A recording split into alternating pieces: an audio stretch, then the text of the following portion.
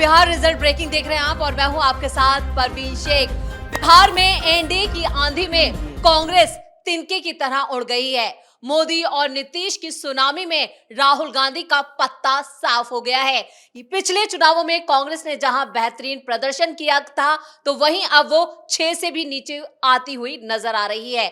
ऐसा ना हो कि शाम होते होते ये शून्य में तब्दील हो जाए, क्योंकि इसके आसार नजर आ रहे हैं। तो इस तरह की सुनामी एनडीए में देखने को मिल रही है बिहार के अंदर। और इस पर ज्यादा चर्चा के लिए मेरे साथ जुड़े हैं कैपिटल टीवी के executive editor Rajeev Singh. Sir, Congress की इतनी बुरी स्थिति, क्या कहेंगे आप? क्या बोला जाए, ये तो राहुल गांधी को बोलना चाहिए। लेकिन एक बात प्रवीण जी तय मानिए कि जिस तरह से ये 13 महीने के अंदर ये लगातार हार रहे हैं, और पूरे 13 साल की अगर हम बात करें तो 91वीं हार है, मतलब 90 प्लस हार चुके हैं ये।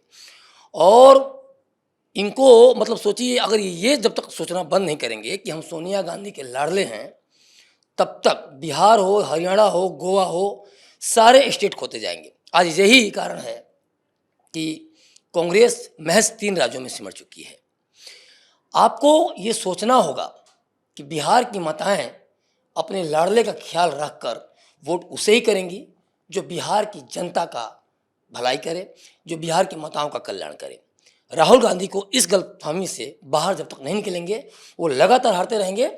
और वो अगर ये सोच रहे हैं कि वोट चोरी का आरोप लगाकर हम जनता को घेर लेंगे, गुमराह कर लेंगे, भ्रम में रख लेंगे, तो ये संभव नहीं है। जब वो लगातार एसआईआर पर लेकर, मतलब सोचिए उनकी यात्राएं ही होती है वोट चोरी को लेके।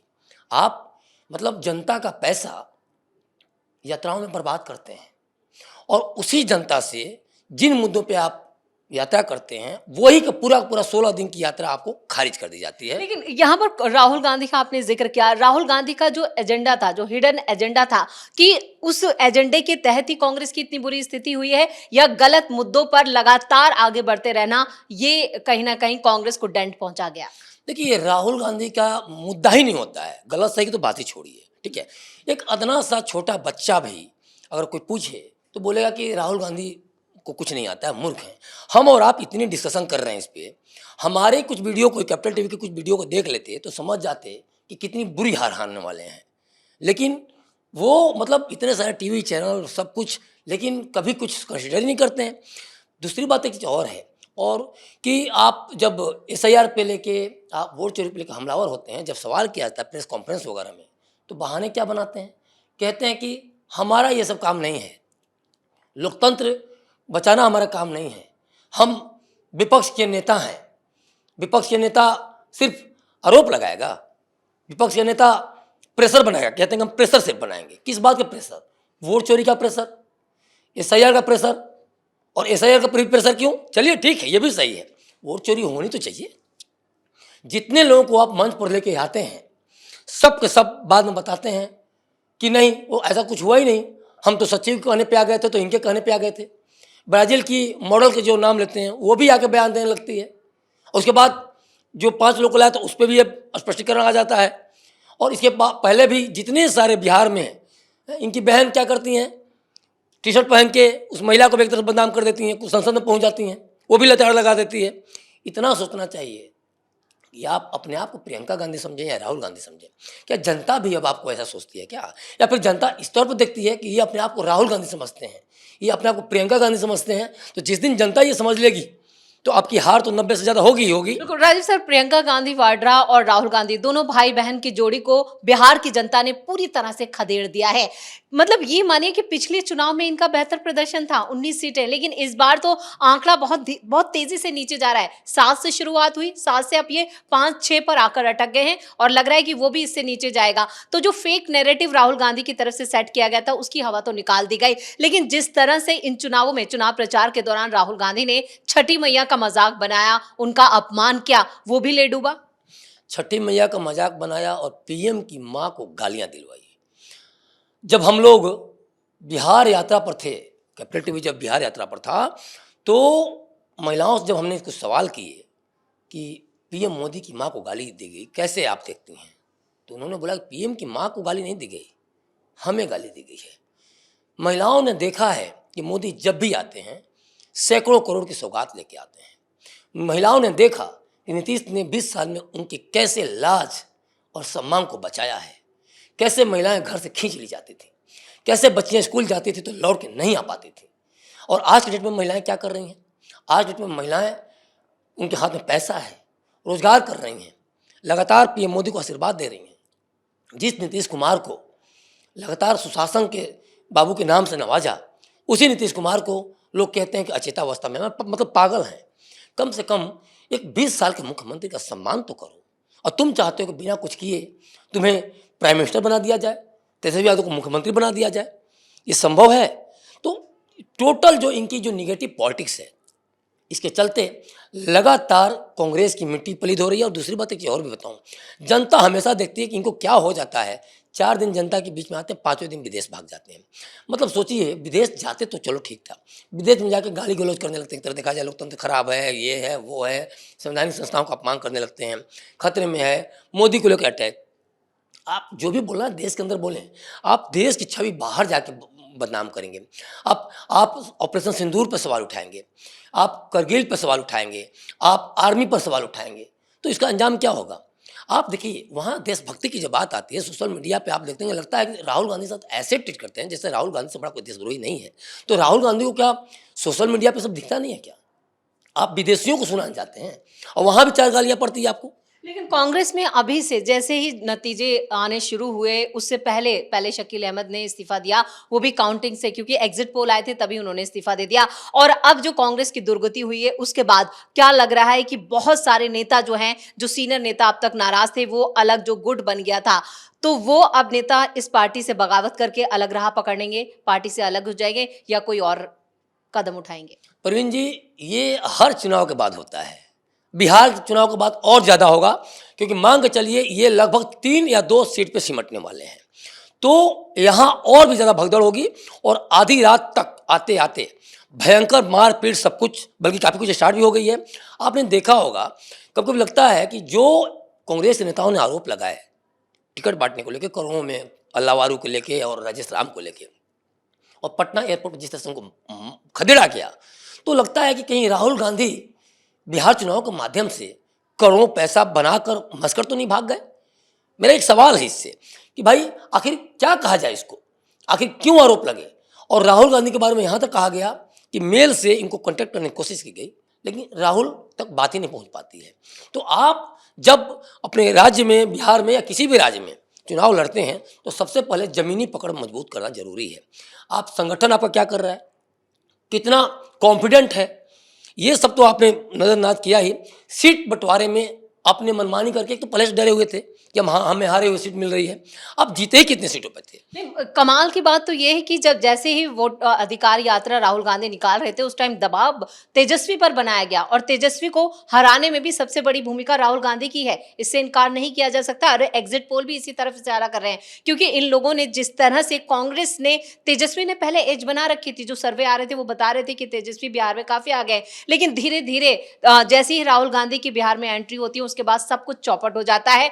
एक तो वोट सीट बंटवारे में देरी, फिर तेजस्वी यादव को सीएम फेस घोषित करने में देरी, और उसके बाद जो सीटों का दबाव जो बनाया गया उसमें भी देरी, और लगातार जो फ्रेंडली फाइट, मतलब कई सारे फैक्टर थे, और ये सारे के सारे कांग्रेस के खाते में जाते हैं। लेकिन सबसे बड़ा जो फैक्टर सामने नजर आता है वो ये कि यहाँ पर तेजस्वी वर्सेस नीतीश के बीच की जंग थी, लेकिन इन्होंने मोदी वर्सेस राहुल गांधी की जंग बनाने की कोशिश की, इसलिए भी कांग्रेस की ये मट्टी पलीत हुई है।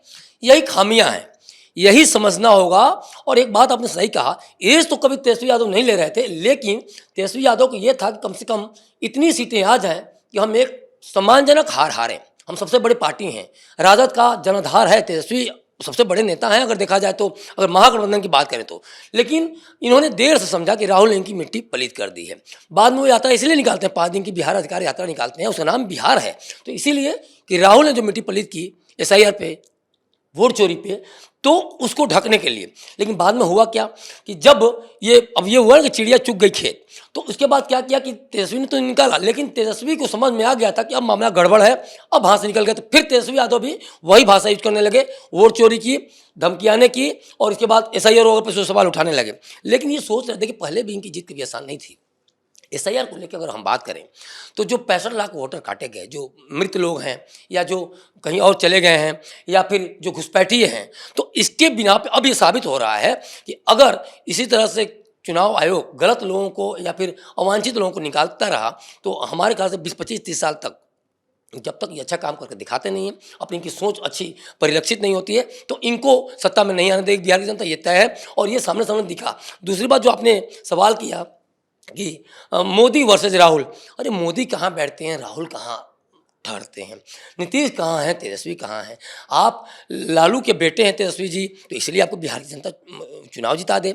आप सोनिया गांधी के बेटे हैं तो इसलिए राहुल गांधी को कहीं ना कहीं मोदी के पैदल खड़ा कर दे। और मोदी और नीतीश जो इस एज में लगातार दौरे कर रहे हैं, लगातार भाषणें कर रहे हैं, उसका क्या है। आप तो पूरे चुनाव में गायब रहे, इनकी CWC की बैठक ही होती 80 साल बाद। तो बिहार का महत्व आपकी नज़र में राहुल गांधी कितना है, कांग्रेस की नज़रों में कितना है, ये किसी छुपा हुआ नहीं है। तो ये पूरा का पूरा देखिए चुनाव जो है एक तरह देखा जाए तो इनकी मिट्टी पलीद होनी थी SIR के बाद, मिट्टी पलीद होनी थी जो वोट चोरी का जो आरोप लगाए, PM की माँ को गाली जो दी गई और इसके बाद नीतीश को जो भला बुरा कहा गया, तो इसके चलते, क्योंकि आप आरोप लगाइए कोई दिक्कत नहीं है, लेकिन आरोपों का जवाब तो दीजिए। आपको कोर्ट जाना चाहिए, लेकिन आप जब कोर्ट जाने की बात होती है तो कोर्ट से भी मुकर जाते हैं। तो जो आप आरोप लगाते हैं, तो बिहार की जनता को ये पता नहीं है क्या कि आप आरोप क्यों लगा रहे हैं, और बिहार की जनता क्यों गुमराह होना चाहे आपकी बातों में, बिहार की जनता क्यों बरगलाए आपकी बातों में। तो ये इसीलिए बिहार की जनता ने ठान लिया कि इन झूठे लोगों को, इन मकार नेताओं को बिहार की जनता ने एकदम तय कर लिया कि निकालना, बाहर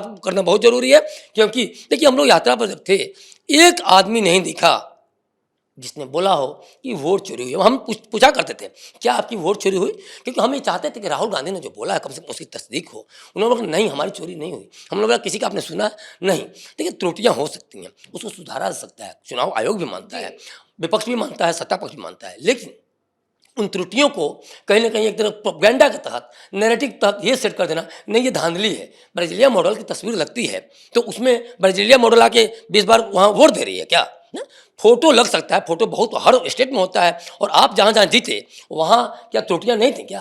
आप तेलंगाना में त्रुटियाँ नहीं थी, हिमाचल में त्रुटियाँ नहीं थी, कर्नाटक में नहीं थी, और आप आरोप लगाते हैं 44 अब 52 हो जाते हैं, 52 से 99 हो जाते हैं, और बीजेपी 303 से घट के 240 होती है। आपके पास जवाब है? बिहार की जनता यानी पूरे देश की जनता पूछती है, लेकिन इनके पास कोई जवाब ही नहीं है। इनका बस आरोप आरोप आरोप। तो लो लगाते रहो आरोप। बिहार की जनता ने ऐसा आरोप मर दिया कि अब सत्ता से ही बाहर हो गए। बिल्कुल, चलिए इस तमाम बातचीत के लिए बहुत बहुत धन्यवाद।